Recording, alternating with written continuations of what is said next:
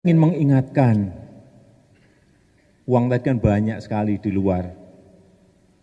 Ada sudah data di kantongan saya, data di Kementerian Keuangan ada. Di situ dihitung ada 11.000 triliun yang disimpan di luar. Di kantong saya beda lagi, lebih banyak. Karena memang sumbernya berbeda. Sumbernya sumber internasional semuanya, tapi berbeda. Tidak apa-apa.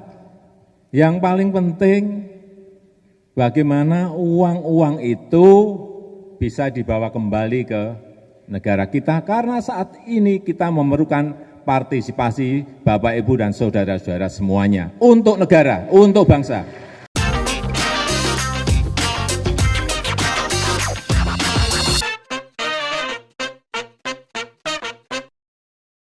Mungkin topik masalah uang 11.000 triliun rupiah ini adalah masalah yang paling sering saya bahas. Berkali-kali, bahkan di timeline ini adalah yang kedua kali saya membahas benarkah ada dana 11.000 triliun rupiah punya kita di luar negeri? Kalau dibilang dana 11.000 triliun rupiah itu punya kita, punya negara Indonesia, itu jelas pengertian yang salah.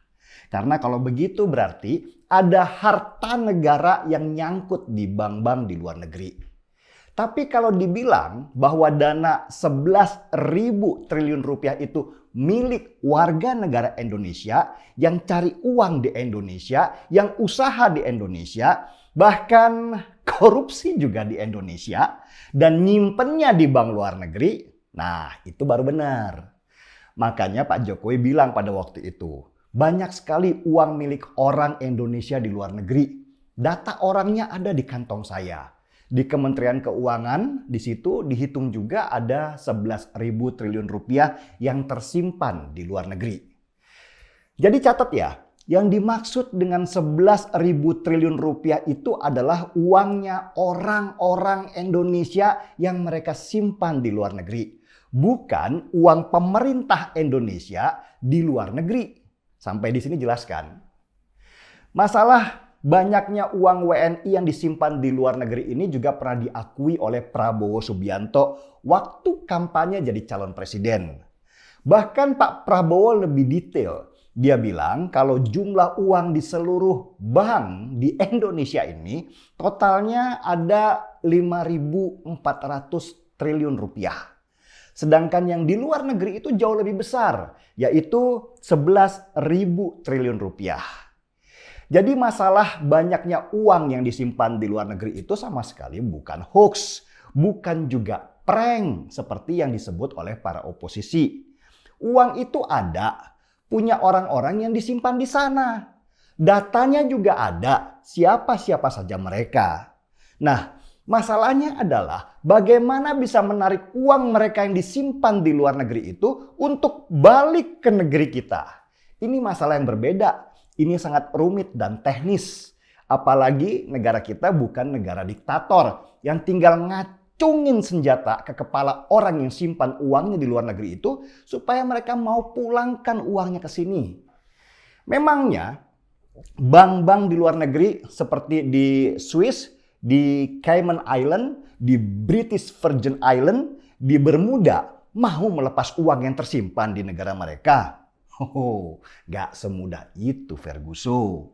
Kalau ditarik dana di bank mereka sebesar 2 triliun rupiah saja, bisa kolaps banknya mereka. Itulah kenapa di beberapa negara tempat menyimpan uang itu mereka memberlakukan tax haven atau surga pajak. Arti sederhananya tuh gini. Berapapun uang yang disimpan di negara tax haven itu hanya akan dikenakan pajak yang sangat kecil. Beda kalau uang itu ditaruh di negara seperti Indonesia misalnya. Pajaknya lumayan tinggi. Dan ini faktor yang dihindari oleh mereka yang punya duit. Mereka nggak mau terlacak punya duit berapa di negaranya. Karena nanti mereka bisa kena pajak besar karena dianggap kaya raya. Kalau di negara tax haven, tempat orang-orang kaya menyimpan duitnya, mereka tidak dikenal dengan nama mereka, tapi cukup dengan nomor saja. Kerahasiaan pasti terjamin penuh. Karena itulah, di masa pemerintahan Jokowi ini, ia punya beban. Bagaimana caranya supaya uang orang-orang yang disimpan di luar negeri itu, yang totalnya 11.000 triliun rupiah itu bisa kembali ke bank di Indonesia. Dan gak mudah memang, itu seperti menemui tembok yang tebal sekali. Masing-masing punya kepentingan.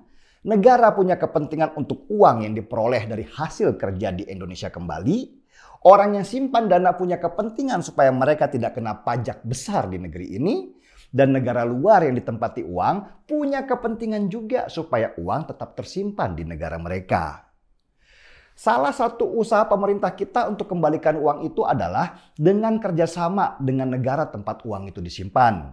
Dan baru satu saja negara yang mau diajak kerjasama, yaitu Swiss. Itu juga terbatas di uang hasil korupsi saja, bukan uang hasil usaha. Melobi Swiss itu pun butuh waktu yang sangat lama, sampai 5 tahun. Baru mereka mau tanda tangan Mutual Legal Assistance atau perjanjian timbal balik pada waktu bulan Februari tahun 2019. Itu baru perjanjian saja ya, belum realisasinya. Realisasinya tergantung dari kasus per kasus. Tetapi yang jelas kasus yang mendapat prioritas adalah uang hasil korupsi yang disimpan di bank-bank di Swiss. Prosesnya masih panjang dan jelas sulit sekali untuk bisa narik uang itu dari mereka. Dapat 10% dari total uang yang beredar di bank Swiss itu saja sudah alhamdulillah.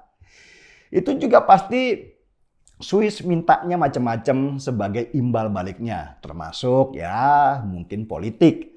Negosiasi pasti alot dan keras. Karena itu kita tidak berharap akan mendapat uang itu dengan cepat.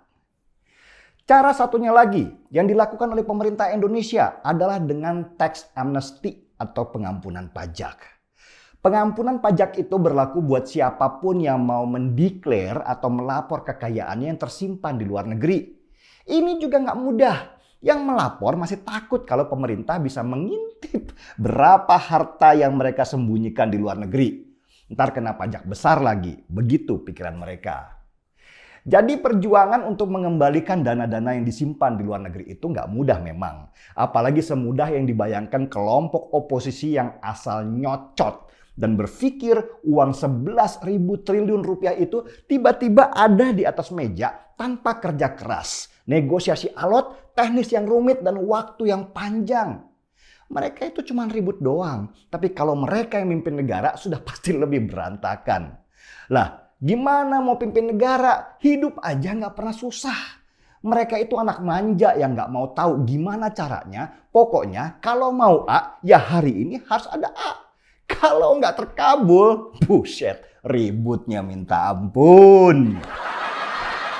Saya sendiri nggak berharap di masa kepemimpinan Jokowi ini uang 11.000 triliun rupiah itu akan kembali semua. Mungkin butuh 2-3 presiden lagi, baru pelan-pelan uang itu kembali. Itu saja kalau ada kejadian istimewa. Seperti misalnya kalau ada kerusuhan di Cayman Island, salah satu negara tax haven. Pastilah rame-rame yang punya uang akan pindahkan dananya ke negara yang lebih aman buat mereka tanpa diminta. Jadi sudah mengerti kan bagaimana posisi uang 11.000 triliun rupiah itu sekarang? Gak gampang kan? Memang enggak. Yang gampang itu ya bagaimana menyediakan kondom bergerigi ke salah seorang elit partai untuk mencontohkan kepada kita bagaimana cara penggunaannya sesuai dengan petunjuk yang sebenarnya. Seruput kopinya. Mari kita pakai corok.